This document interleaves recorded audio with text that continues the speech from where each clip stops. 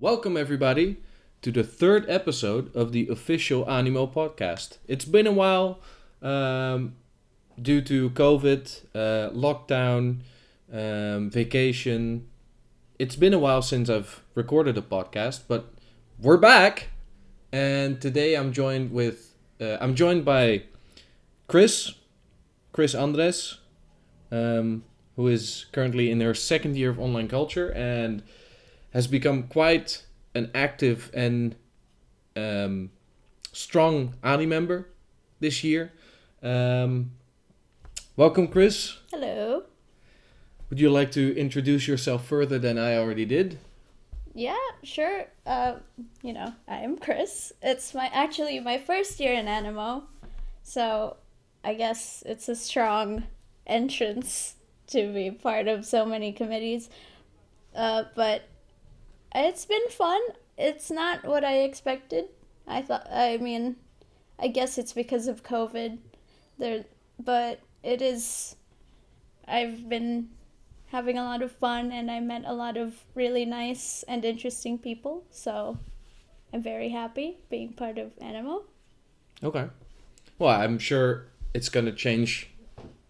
Your experience is going to change even further once you'll be able to experience more physical activities because at the time of recording this, we've had a couple of physical events, but they were short Yeah. because of Restrictions. and we couldn't really do any of the things we could have done before the pandemic, which I have experienced, which is a whole different atmosphere, a whole different ball game, pretty much.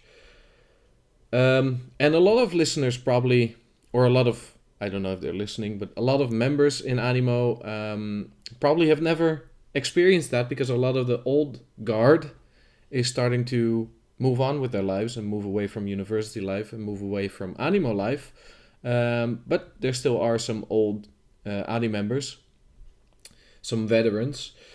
All right, so what we're going to talk about today is a bunch of stuff. We'll start with the things that I did in the last two episodes of the podcast, which is we're going to start with a little bit of academic information about your works, because you have published 2 papers on Digit, like so many Ani members. I still have about 10 to 15 in my revisions needed subsection, which I'm never going to do, but that's fine.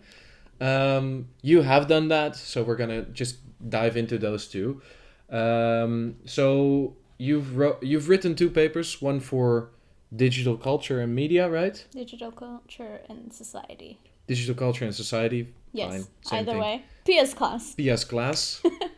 We miss her dearly. Yes. And you've published a paper for intermediality. Yes. So how about we just start with the beginning? I assume PS class was the first Yes. paper you published. So take us through the paper you wrote. Well, I wrote it about the PewDiePie versus T-Series subscription war thing, and I, explored how PewDiePie and other independent creators on YouTube basically used memes for marketing their own channel, or rather PewDiePie's channel. And there's also a little section where I talk about how YouTube's starting to become very company oriented. If you see the channels with the most subscribers, they're usually companies like BuzzFeed, T-Series. So a lot of independent creators are starting to not die out, but they're not getting as much traction as they used to because these super companies are just taking over YouTube. So the independent creators rather, have to resort to, the things they know. So using memes, tweeting about it, and they have to support other independent creators, which not only, gives PewDiePie the subscribers that he wanted, it also gives that certain independent creator supporting him subscribers as well, because some the subscribers tend to how do I say, support independent creators as well. Okay. Um, so obviously it's been a while since you've written this paper. Yes. Um, have you like followed the developments of what happened in the battle, and how is it now? Because I feel that like this has been 2 years already, or has it Oh, been only 1 year? more. I think this was in like 2018, 2019, if Oh, I really? remember correctly. So that's completely over and done with. Hmm. I mean, T Series ended up hitting 100 million first. So that was a big L on the independent creators side. But, PewDiePie also reached 100 mil, so he was happy about it. Not much really came to fruition after it. It kind of just died out. Like, it's like most memes where it was funny for this time span and then it just disappears completely for some reason. Yeah. And you don't know what actually happened. It just got blasted into oblivion. Yeah. Um. So practicalities now. What was the writing process like? I don't think, was this the first paper you ever written?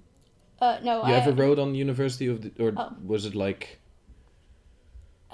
I think because I wrote most of my papers in the same time span, Mm-hmm. so you could say this was one of the first papers. It was it was a bit different than what I was used to in high school because I mostly did like experiments. It was a very science based high school, so I I didn't really know what to do with the creative um, liberties I had. I was kind of like, I don't know what to write anymore because I don't have a strict format. But I had a lot of fun, not only because of the creative freedom, but I'm passionate about what I wrote about. I like I like memes. I like PewDiePie, and I did follow this whole thing from start to finish. So it was, I wasn't actively part of it, but I was a spectator, so it was a lot easier.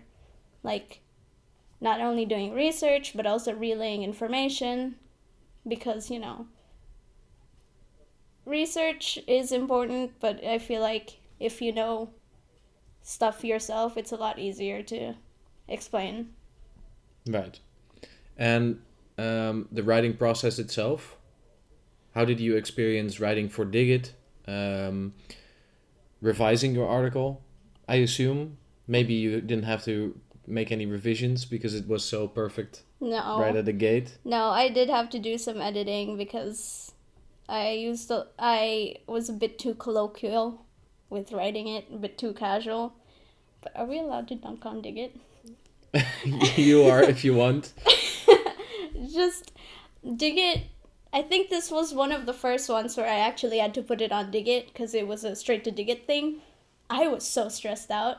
I had no idea what was happening. I know Ikomali explained everything to us, or rather sent us videos to explain how to use Digit, but there were a lot of things that just, I don't know if it wasn't explained well or it just flew over my head.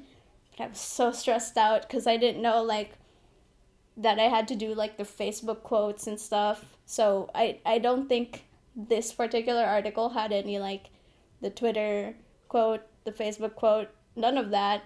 The SEO stressed me out so much because they're like, your paper's too hard to read, or this word isn't part of the first paragraph. I just could not. But, it gets easier the more you use it, so hopefully, if any of the newer students read this, they're not as scared. Yeah. I think I agree with you. I think in the beginning it's very overwhelming because there's so much stuff. And I remember from my first year, which is a long time ago, but still, I remember that we actually had like a physical lecture about using Digit, and it was so confusing even then. Um, so yeah, it definitely took a while. And if I go back now and read on my dashboard and read articles I wrote in the first year, I'm so embarrassed of the way I wrote, and it's so not how I write now. So yeah, it gets easier with time, because especially in after the first year, you basically move away from um, submitting papers through Canvas or wherever, and basically every like final paper at least is almost done through Digit, um, and it just gets easy. It just gets, you find your own way with it, and you'll be able to use it way easier. But that's also like the SEO stuff and the Facebook quotes. I personally never really bothered, which is probably the reason why I never got anything published, because I just didn't care. But I understand that, especially the first time you hand in a paper, then it's very scary to think about all that stuff, um, because you spend all your attention and all your time writing the actual paper and worrying about the grade you're gonna get, and then this whole extra layer of worry and stress comes on top of the stress you already have. I think that can be a lot to take in at the beginning, but also that just gets easier with time. Yeah, and it also kind of, if you're the type of person to stress about whether or not you actually get any viewers for your article, there is a pressure to be like, oh, I need the Facebook and Twitter quote to be interesting. I need my SEO to be like the green circle thing. Mm-hmm. So that was one of the reasons I was so stressed out. I was like, well, I need to make everything perfect so there would be viewers. Right. But, you don't stress out about it the more you do it, because, Digit does get viewers quite a lot, because it gets, like, advertised by our study program, the university also. I think so, yeah. In some degree. Advertises it. But I also always heard that, like, especially in the social science fields, all over the planet, and all different academia all over the planet, and universities and stuff, there's some readers all over the planet. So I think it's definitely worth publishing something, especially if you see yourself working in like a paper writing or article writing field after university, if that's something you really like, or just research, content creation, that sort of stuff, because it does teach you how to write with an academic flair, but also with a journalistic flair, because we all know, I think, you know this as well, that like some of the readings you have to do in online culture can be so tough to get through because of the language that is used, because it's fully focused on being academic. Yeah. And then you read something that comes from, like, especially in Iko Mali's classes, who uses a lot of Digit articles that he published himself or that other academia published. It's way easier to read and to understand what's being said because it combines that academic and journalistic flair.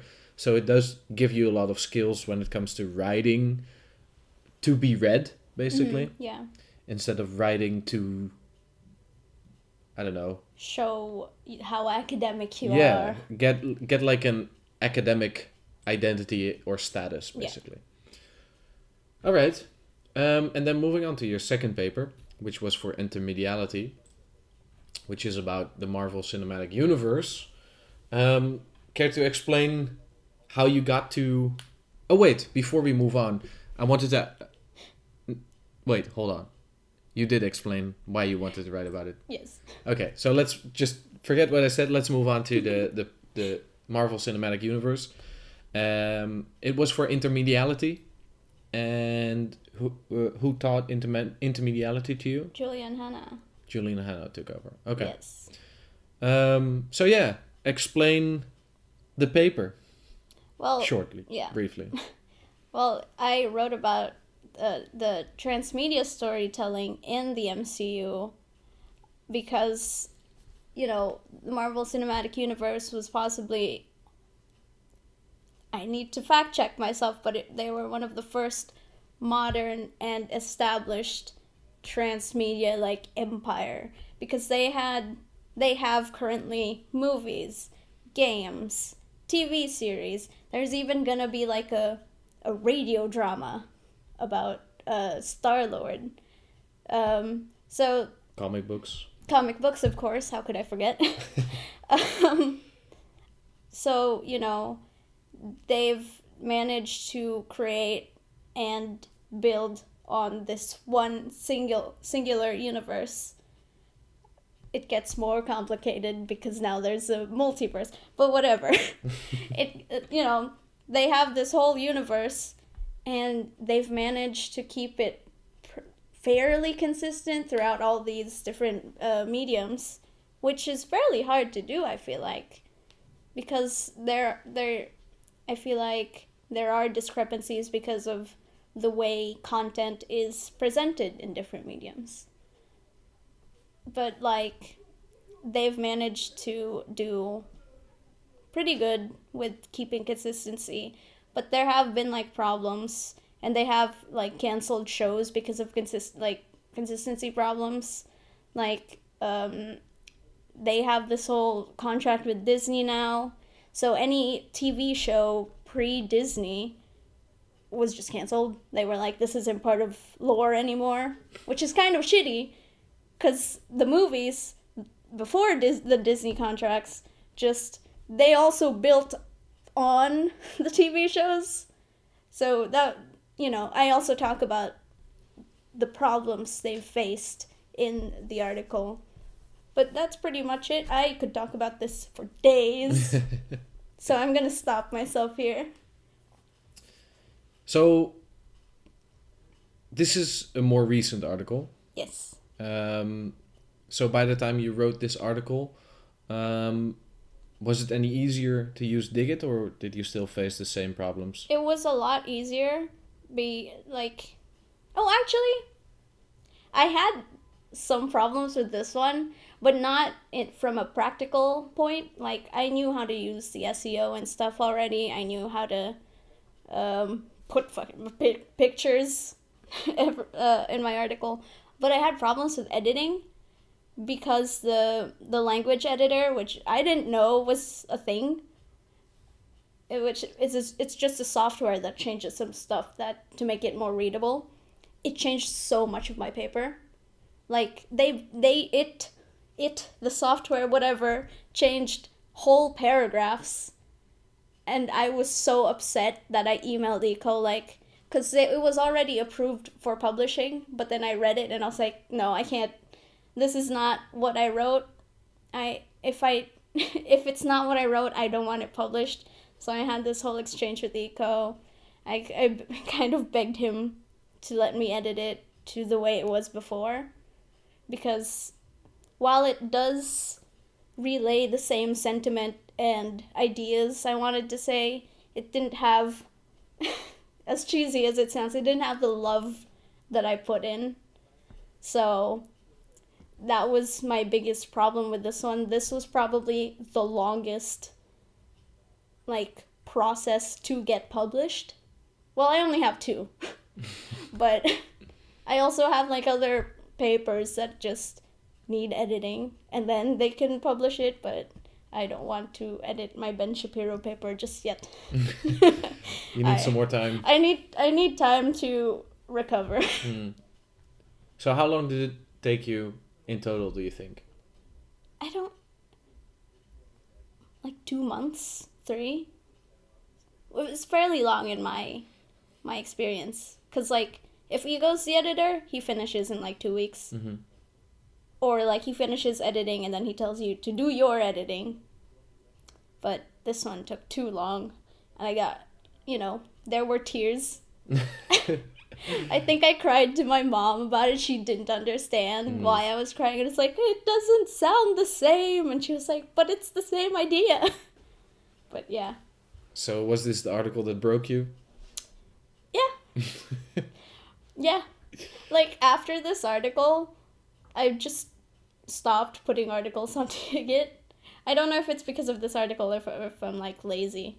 Because I have had papers where professors or lecturers rather were like, I'd recommend submission to Digit, and I was like,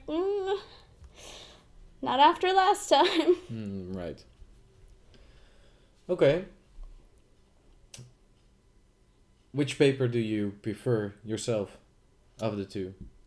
Academically, the one about the T-Series and PewDiePie thing, but just like in general and the amount of blood, sweat, and tears that came into it, this one for sure.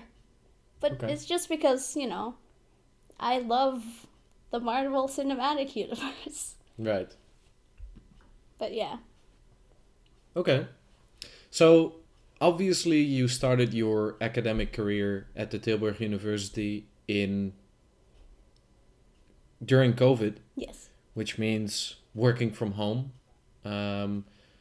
being on Zoom calls, doing stuff yourself instead of having a professor teach it to you or explain it to you. And now you have had a little bit of a taste with classes being more physical now. We have recently been in a new, smaller lockdown, of course, so it was cancelled for a little while, but luckily that was mostly during a break and during exam period, so it was all right. But now you actually have to attend classes, or you are able to attend classes. Is that something you prefer, or did you prefer working from home and doing everything from behind your laptop? Well, I did see like an increase in productivity when, physical classes went back. So I would say I prefer the on-campus classes, but there are some classes where I was like, I could have done this at home. I could have watched a video, finished the assignment, and it would be finished in an hour and a half. So the hybrid thing is nice, I feel like, but in general, the on-campus classes are much better because it forces you to, how do you say, pay attention to the lecture. Because when you're at home, and I will out myself, I will have one screen on the Zoom. I will not be paying attention to that screen, and I will be playing a game on my other screen. So I wasn't paying attention. It's a wonder I even passed the first year. But yeah, I pay a lot more attention in physical classes. So, does that also mean that you like it more? Or Like physical classes? yeah. Yeah, for sure. I mean, it's also like a lot more interactive. I hate breakout rooms. I I think everybody hates breakout rooms. No one hates breakout rooms more than me. Why? I hate them. As soon as I get into a breakout room, I leave the call. Why? It's so awkward because, like some people who leave their cameras and microphones off, they'll just sit there. There was this one time I got put, it's a double breakout room. I got put in a breakout room with someone who just kept their camera off and their microphone off, and I was like, well, bye. But it's also like, it's awkward and you talk over each other. I don't know. I feel like in person it's easier to read the room as well. And a lot easier to interact with people. Yeah, for sure. I think I totally agree. Luckily this year I haven't had... Well, I had one course, but I did everything from home. Yeah. But besides that, the last time I actually had courses was last year then. And at some point you just get so annoyed by having to sit behind your laptop or computer in a Zoom call, and that's the way you learn. And especially like for you, I think it might have been a little bit easier, but because you had no experience of physical classes, so you didn't know what you missed really. Yeah. But for me, having started 1.5 years before the pandemic, it was just such a difficulty. Like in the beginning, it was super nice because you could sleep in, wake up at 10. Class would start at like 10:45. You could turn your video off, your microphone off. You could just have breakfast and watch the lecture. Mm-hmm. But indeed, at some point, you just start like losing attention to the Zoom call, and I always found that in like physical classes I was picking up way more, Mm-hmm. because there's this, even if you go there and you don't pay attention to the class, you are still somewhat listening in the background. And I feel that when I was listening on Zoom, even if I was trying to pay attention, at some point my mind just faded into oblivion. And, Yeah. it's so easy to just fall asleep, especially if you follow class in bed, Mm. which, to my experience, I mean, I did a lot, but wasn't the right way to, spend attention on my university stuff, basically. Um, so yeah, I definitely agree with you. But on the other hand, especially in the beginning, it was just so nice to be able to do everything from home, um, because you would be less tired at the end of the day. Yeah. Because going to university, even if it's just for one class, it takes energy to get there. Going to university just for one class is the worst, and that's my current schedule. I feel like and it may be because of the online class, because I experience online classes, but there are days when I'm like, "Ugh, it's just one class. Why would I bike here or walk here for one class?" And then I go back home. So I think I prefer, like, on campus classes, and it's like two Hmm. classes a day. I don't know. I think for me it doesn't really matter how Well, many yeah, because classes I have you on a live day. like 5 minutes away. Yeah, but also like, true. I've lived in two places in Tilburg, and both of them were like on campus. So I don't have the experience of having to cycle like between 10 and 30 minutes to get to university. But I always felt like, especially thinking back to it now, um, and having experienced lectures from home and through Zoom, it's nice to be out, and it's nice to be out of your room, your studio, whatever, wherever you live. It's nice to actually do something, because it did, like, at some point, for me at least, it felt like every day was the same from working Mm. from home, and there was no progress, there was no growth in my academic knowledge about the subjects that I was learning about. And when I went to physical classes, which was when I was traveling back and forth between Rotterdam and Tilburg, it just felt more like a daily activity. And I felt myself changing and learning more, and like, um, building my identity. So that's why Yeah, I that's just I fair. will always Yeah. forever prefer physical classes to online classes. And if I could, I will never follow one single online class again. No. No. I can't do it anymore. No. I'm so tired. Yeah. So obviously you aren't from the Netherlands. You came here from outside of the Netherlands, which is actually interesting because you are the first guest on the Animo podcast to come from outside of outside of the Netherlands. So how about you give us a brief explanation of your background, where you're from, and how life was where you grew up and where you went to school, both primary and high school? So I was born and raised in the Philippines, so way across the pond. Um, I went to Catholic school, so it's already just university versus Catholic school is just worlds apart for me, because and they're a lot more strict there, and of course it was primary school, so they there had to be a little bit of strictness. And then my family moved to Hungary when I was around like 13, so my secondary school experience was also completely different. I went to an international school. I went to multiple schools actually, and I had to keep moving because they were really racist. And then I finally settled on my secondary school, which was an international school, so there were a lot more people of color, there were a lot more understanding, and I had a lot of fun. I'm still friends with all my friends there.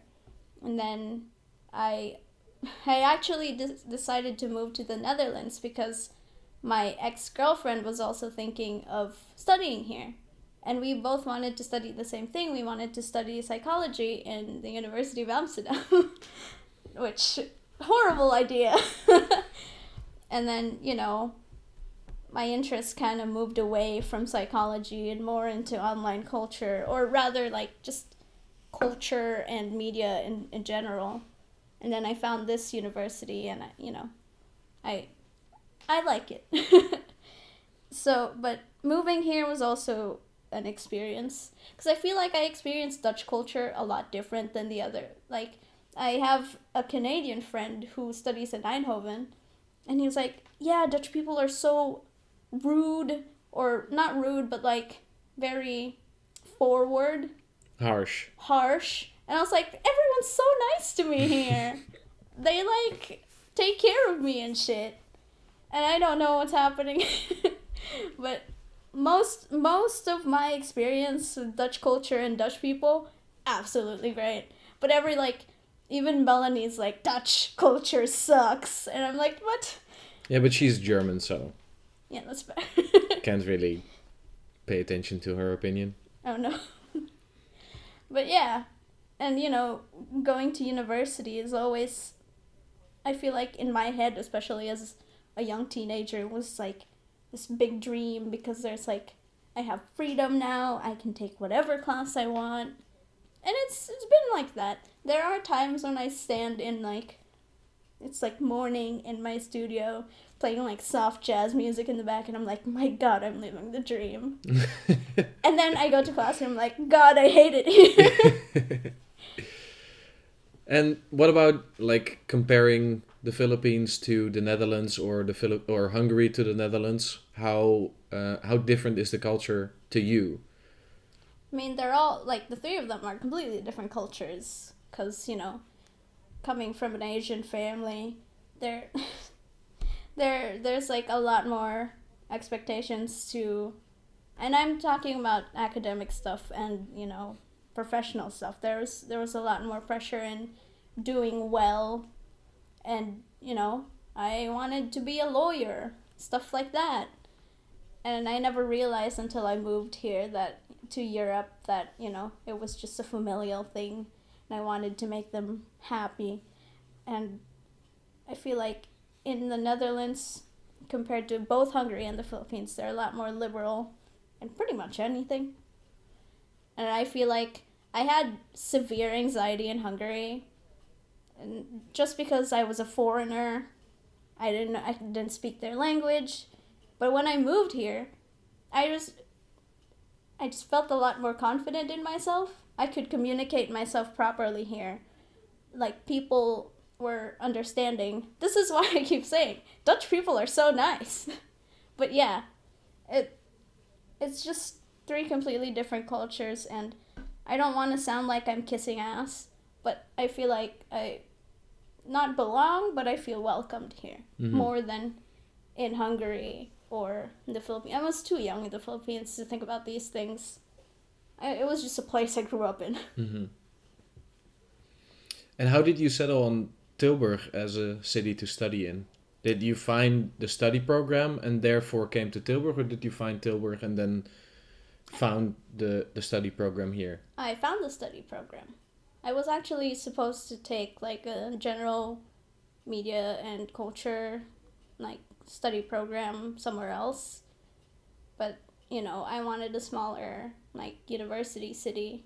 What university were you thinking of at first? I signed up to multiple.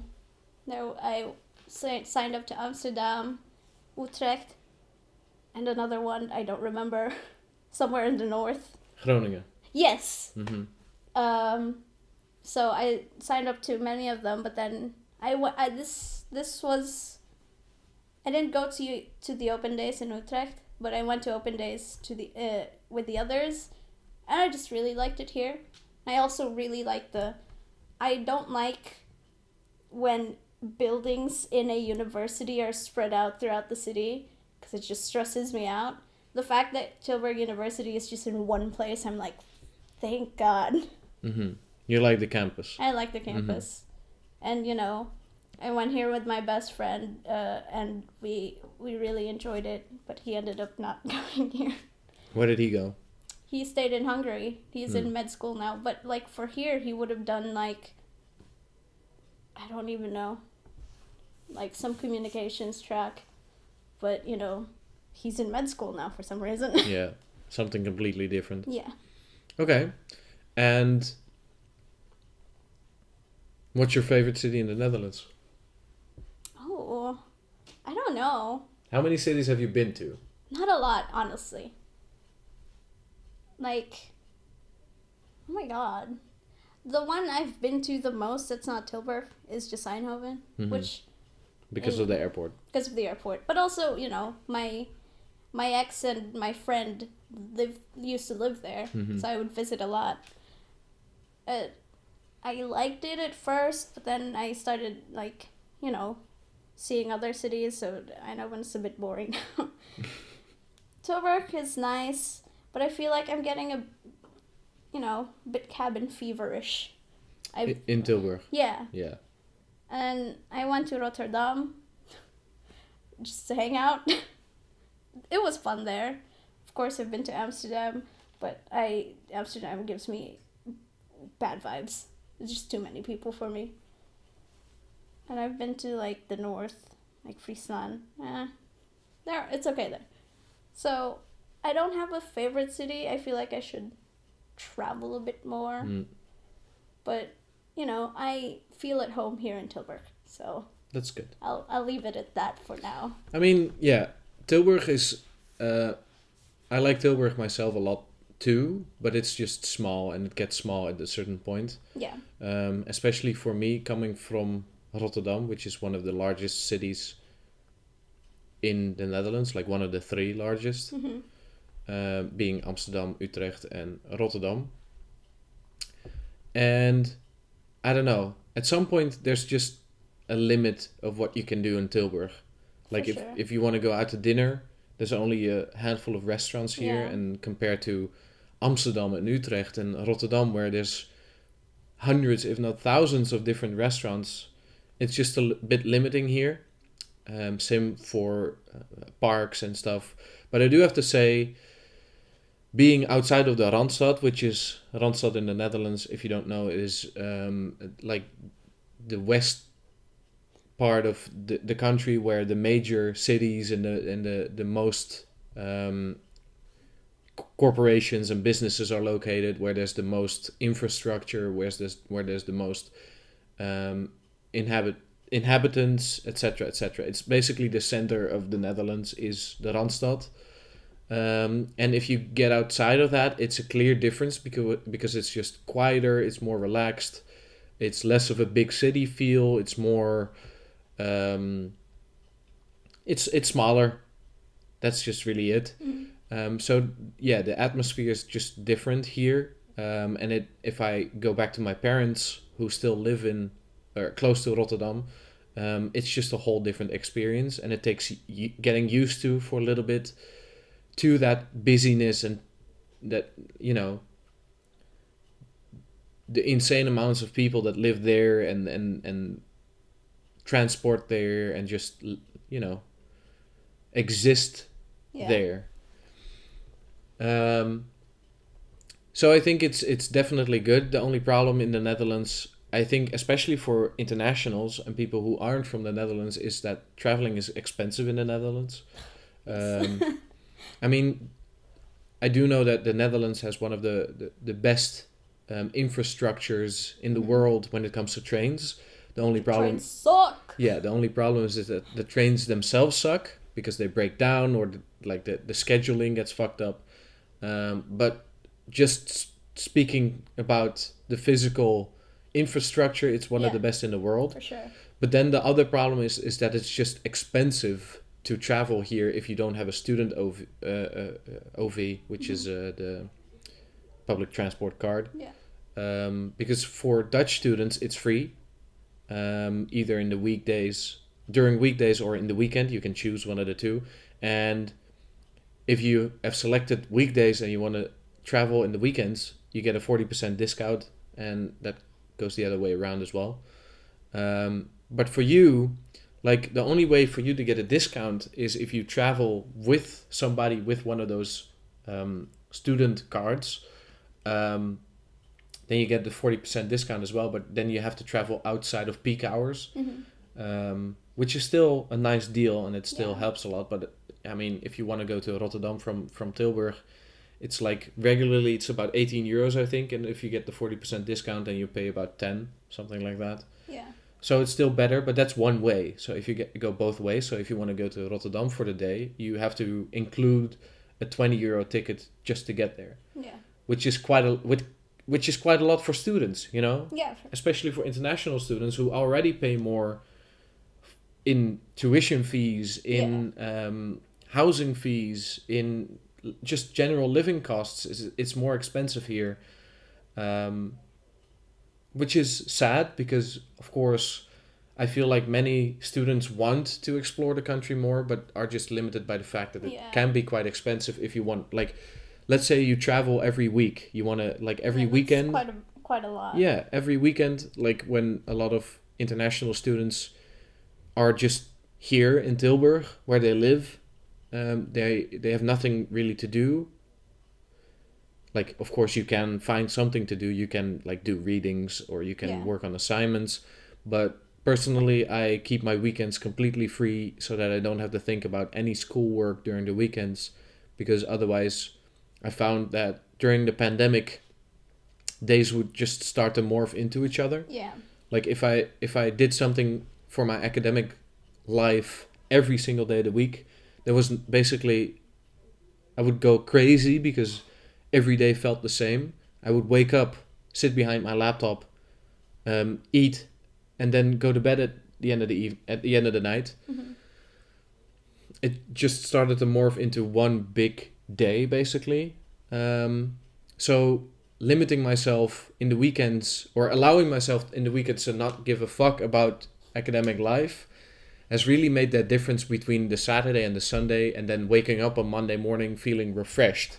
Yeah. But you know, for international students who aren't going home in the weekends to their parents because, you know, they don't live here. Yeah. And if you want to travel each weekend, which is the time to do so, it'll cost you, like, you know, at least 20 euros a day, you know, to go to and from the city. And if you want to do that every weekend, it adds on, you know. Yeah, it's for sure. it's you know, you're nearing 100 euros in just transportation costs, which is a very demoting factor when it comes to exploring a country, because, you know, at some point you have to use that money for something else. You have to use it for groceries or paying your tuition fee or your rent or whatever. So I do think that the Dutch government, I think there is some sort of rule, but it's quite difficult to get it. I think you have to live here for a number amount of years or something. I think it's like 5 years. Yeah. Or you have a certain residence permit. Yeah. And it's just hard to get. Yeah, exactly. But I think they should make it a little bit easier. Like, maybe not make public transportation free for discount. But have like a permanent 40% discount or something, even if you travel alone. Yeah. Because you can't always rely on Dutch people to travel with you just so that you can get the 40% discount, because sometimes those Dutch people are going back to family. Yeah. And it's just unfair to put that on another person, I feel like, at least for me personally. Yeah. But like in Hungary, there is a student discount for public transportation for anybody, like even internationals. You just have to have like a student card to prove that you are a student. So I feel like it is possible. Right. So. Yeah, I think that would make it, at least student life for internationals, so much more interesting and enjoyable. Yeah. Because, you know, I feel like there's a lot of international students that, you know, in a year, in the 3, 4, 5 years they spend here studying, how many times do they actually go around and check out the country, you know? Even though the Netherlands isn't that anything special and is very small. But it's still nice to see the country you're living in. But also, I wanted to add that, you know, if there is a student discount for international students, it's a lot easier to find housing because you can just go to a different city. Because it's hard to find housing in Tilburg right now.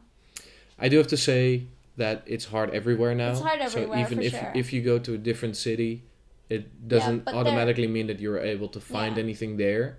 There's a lot more opportunities because maybe Yeah. they're bigger. Yeah, for sure.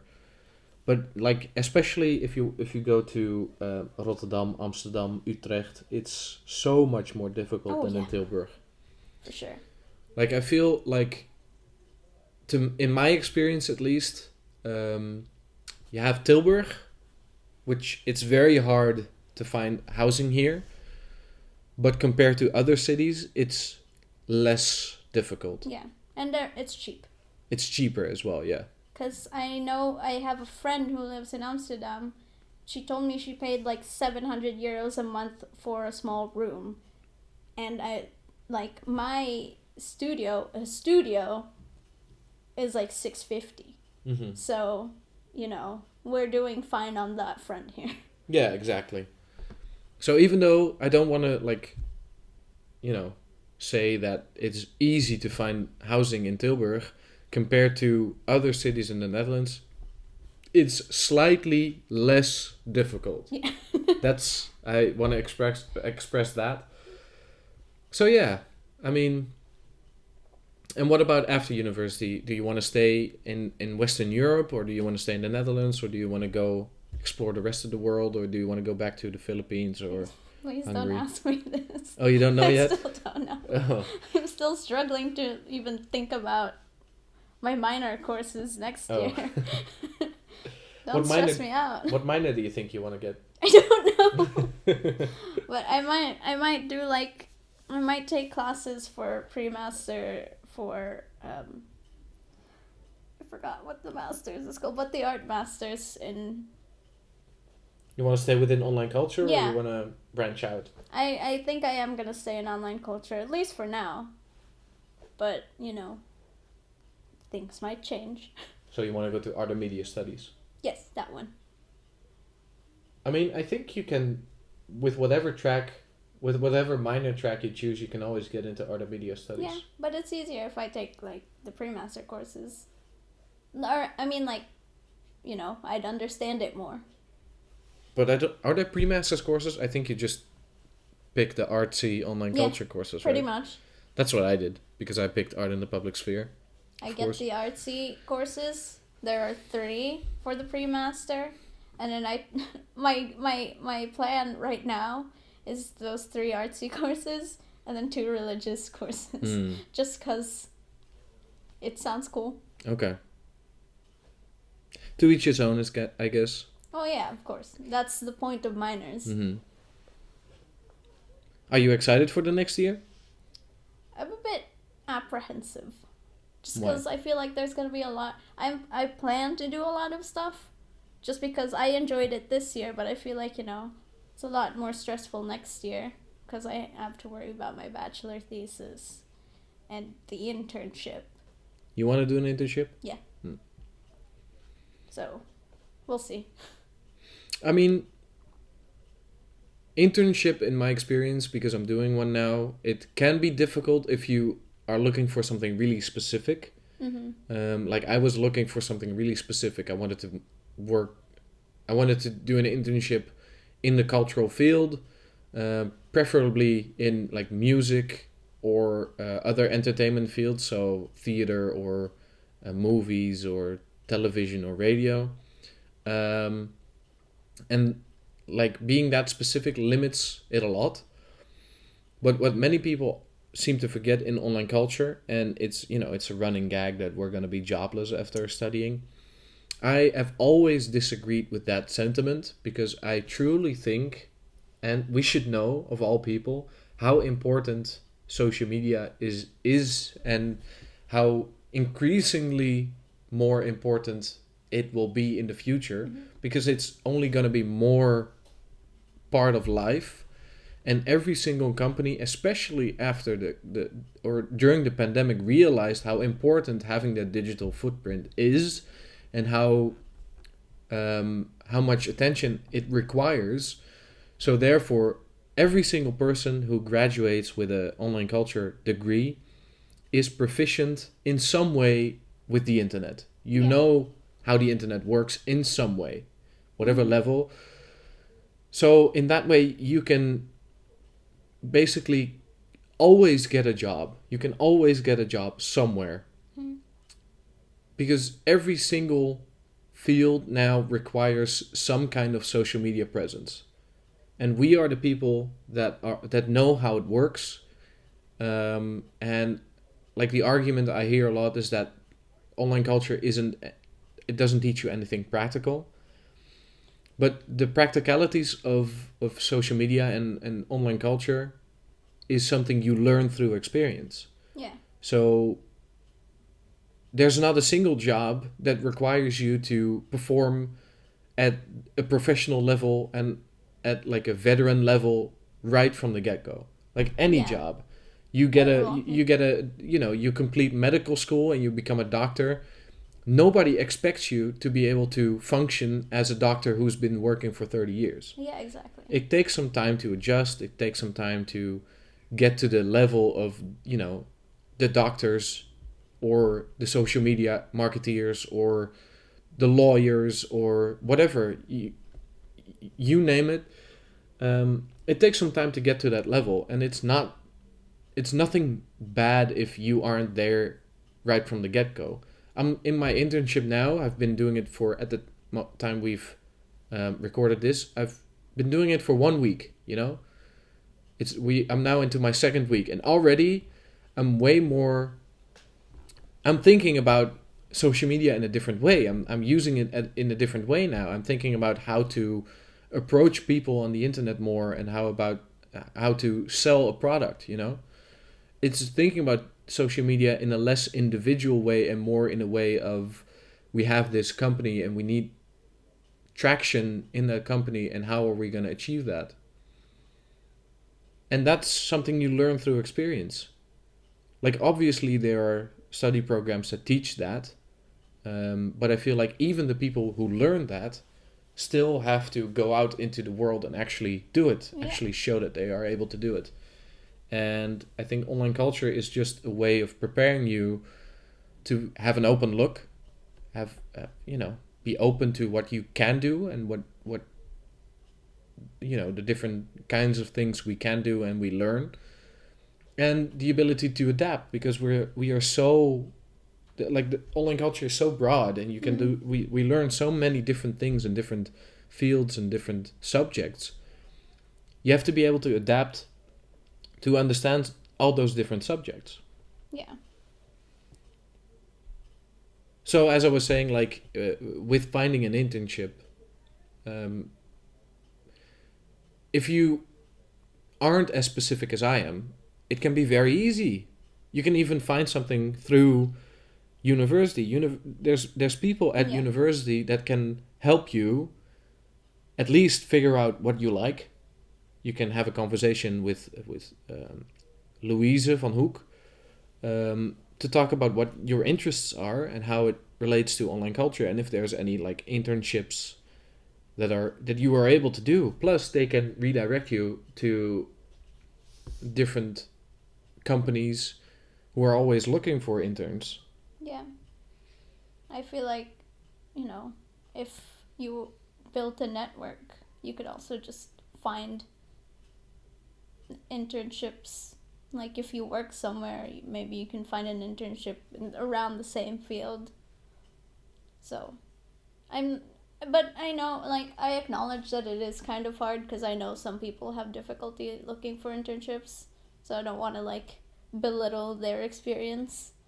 But No, of course not. But like for me, it I feel like it might be easy because I have ties to digital media consultancy stuff because of my parent. I don't. I have a problem with working for or like for my parents or people they know, but I feel like it's easier. Why not? Yeah, for sure. But yeah, of course, not to belittle anyone who had difficulties with finding an internship. I mean, especially in the cultural field where I was looking, there's so many different people all throughout the Netherlands and even outside of the Netherlands who look at, internships and openings that get online, for instance, and respond to it. So there's like a flood of people that want to work. But I feel like if you really try, you will find something Oh, eventually. yeah. And, sometimes you have to settle. Yeah, for sure. And it's not bad because you still get experience. The internship is for experience, not Yeah. for you to, well, Yeah. for you to have fun as well, but that's not the main goal.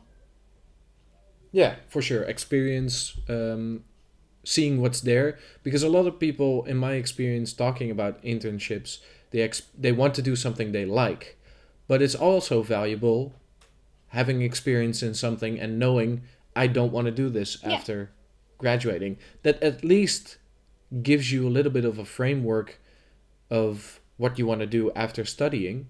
It gives you some information about yourself, who you are, and what you like. It kind of like ticks away a box. Like, okay, I won't look into that field or type of work. Yeah. What about exchange? You want to go on exchange? No, and this is what I tell people when they ask why. And I do want to travel, don't get me wrong, but I feel like I'm already on exchange because I'm not a local and I'm, experiencing Dutch culture, and not only Dutch culture, but also the way, Dutch universities work, because they're completely different from what I'm used to. Right. So this is already my exchange. Yeah, I can see that. And you mentioned you do want to travel. Where do you want to go? Where do you want to travel? What do you want to see? I mean, I want to travel around the world in general, but not like in one trip. I'm a very easily tired person. So little travels around. I feel like I should start with Europe because I have lived here for like 8 years now, but I haven't seen most of it. What's the first thing you're gonna travel to, you think, or would like to travel to? What's the like the next time I travel? Yeah. I mean, I'm planning on going to Albania with a friend. I haven't been there yet, but my best friend, my other best friend lives there. So, just places I haven't been to. Like, it's crazy that I've been here for so long. I haven't even gone to Germany. You're not missing anything. That's a joke. Sorry, Melanie. No, okay. Well, I mean, I think we can be optimistic about the future and about COVID, because it does seem to get a bit more Manageable. indeed. And as long as, this is trigger warning, my opinion, as long as you keep getting the boosters, the vaccinations, at least you will be fine in some way. Because personally, my opinion, trigger warning, I trust in the science behind vaccinations. So if the majority of people if the majority of scientists and medical experts say take the vaccine, shoot me up, So I truly think that as long as I keep getting the boosters and protect myself and be careful, don't go into large crowds where everybody is crammed together like a can of sardines and spit on each other, avoid those kinds of events, then you'll be fine and traveling will be fine. And especially within Europe, being European, I don't know, Hungary is not part of the European Union. It is. It is part of the European Union, but there's some weird stuff going on there.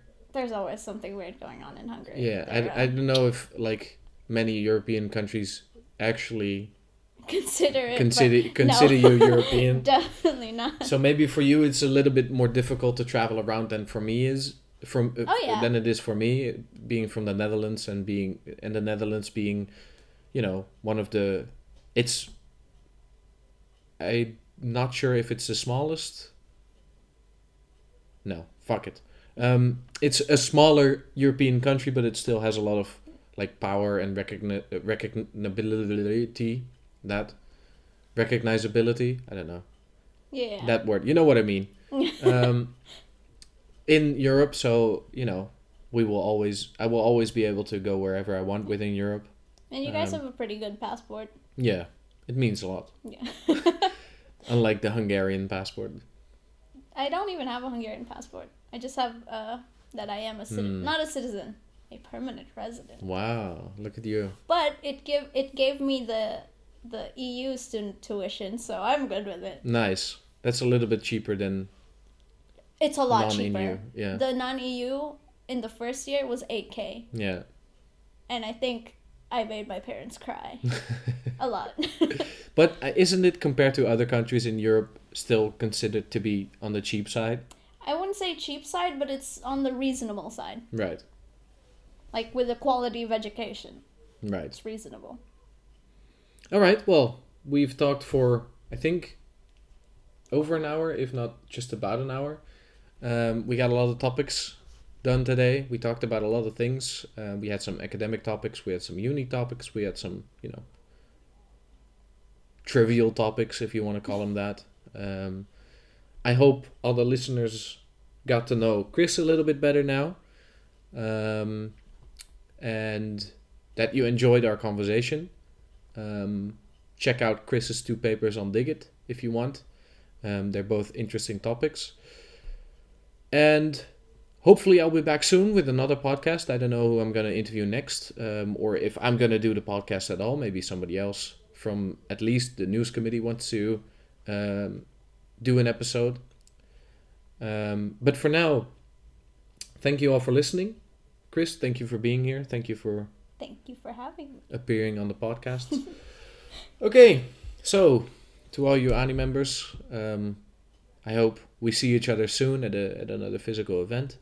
If not, we'll see each other somewhere in the future. And stay safe. Bye bye.